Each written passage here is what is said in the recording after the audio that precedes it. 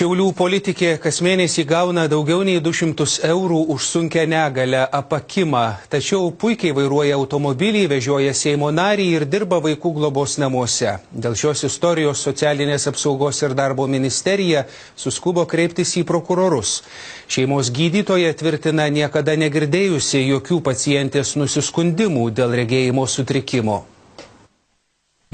Šiaulių politikė gali girtis bene erelio žvitrumo akimis. Jau 5 metus jai nustatyta 90% nerega, tačiau moteris pati sugeba vairuoti automobilį ir dirbti. Virginijos Račienės darbdavė Šiaulių globos namų direktorė sako, apie jokias sveikatos problemas moteris niekada nebuvo užsiminusi.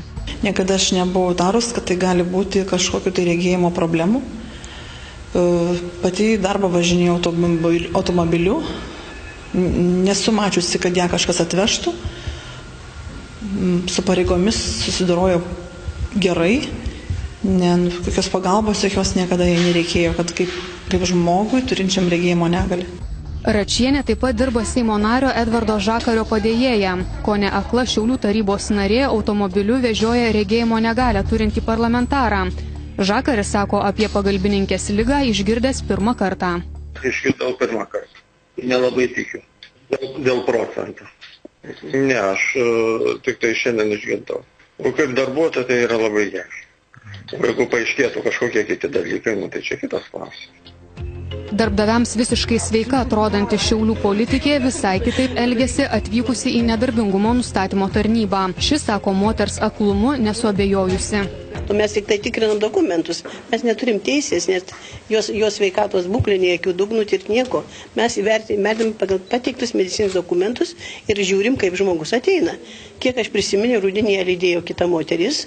Jinai atėjo, labai blogai ėjo, graibėsi ir buvo jos alkūnės nubaladotos ir kelių sąnariai. Kraujosruvas buvo. 90% nedarbingumą tarnyba nustatė pagal Šiaulių gydytojų išrašytus dokumentus.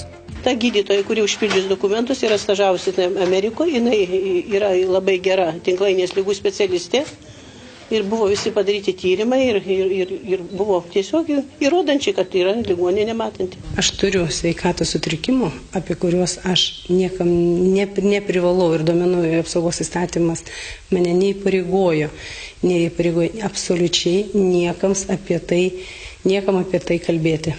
Ir tai yra mano asmeninis reikalas, mano bėdos. Kokie Šiaulių medikai Račienei išrašė neregą pagrindžiančius dokumentus, Socialinės apsaugos ir darbo ministerija neatskleidžia. Ar dokumentai buvo suklastoti, aiškinsis prokurorai.